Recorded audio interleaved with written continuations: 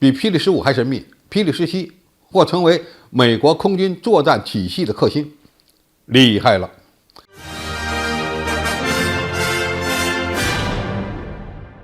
观众朋友，大家好，我是付强少。在中国空军崛起的过程中，霹雳15被西方看成是解放军战斗机实力逆袭的关键变量。在霹雳15的传说中，中国方面因为被美国忽悠而选择了双脉冲发动机技术，并最终让这款导弹的射程实现了全面领先。这个故事让国人现在听起来非常爽，非常振奋。美国空军现在的主力空空导弹 AIM-120 系列，相比于霹雳15已经落后，尤其在射程方面。因此，美国现在正在积极的开发 AIM-260，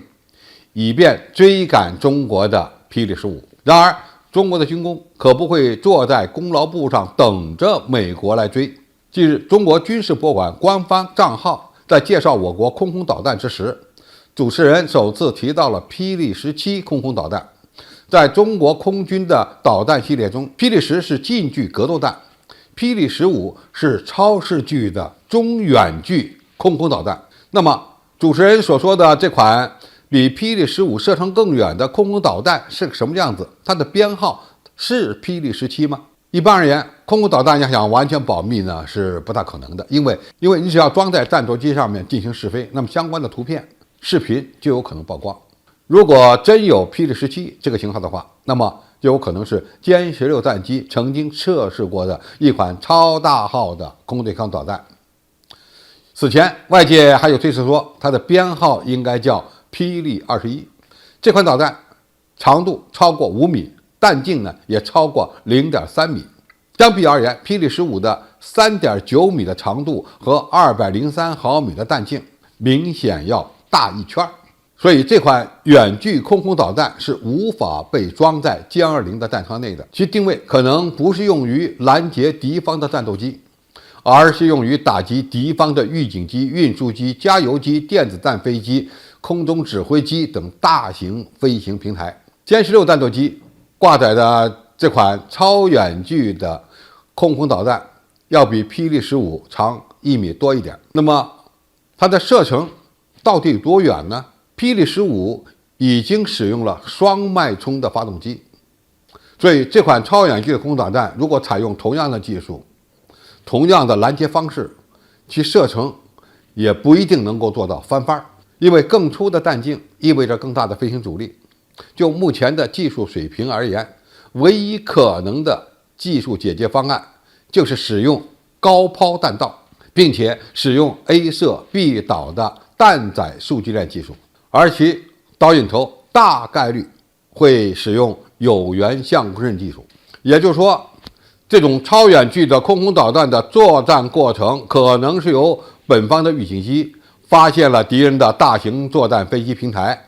然后呢，通知歼16、歼11B、歼15B 等重型战斗机发射导弹。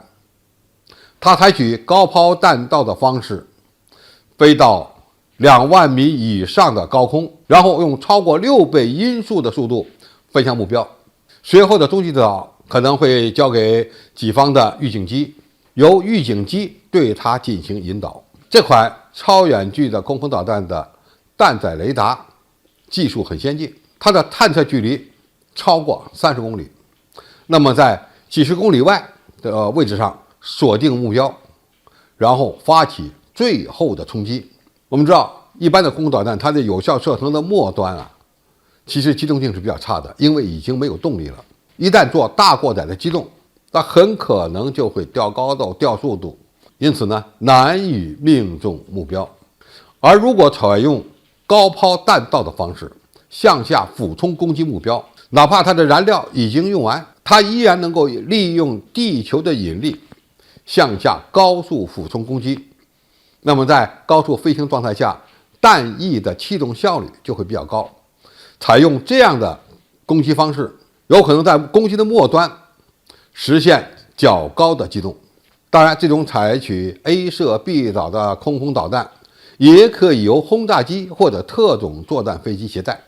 未来呢，还有可能由察打一体无人机或者是隐身无人机携带，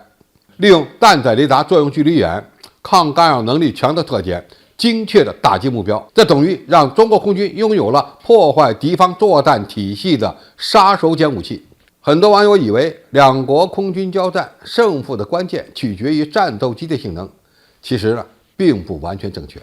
因为一旦敌方的预警机被击落，那就等于让对手丧失了远程预警能力和指挥控制能力。我军的战斗机完全有可能在预警机的指挥下绕到敌方战斗机的后方发起攻击。在亚太的作战环境中，如果敌方的空中加油机被干掉，那么敌机在台海地区活动的时间将会非常短暂，几乎丧失为轰炸机护航以及武力干涉台海的能力。这款先进的超远距空导弹，不管它是叫霹雳17还是霹雳21，都意味着美国将进一步失去武力干涉台海的能力，其意义可以说非常重大。好，今天的评述就到这里，谢谢大家收看，我们下期再见。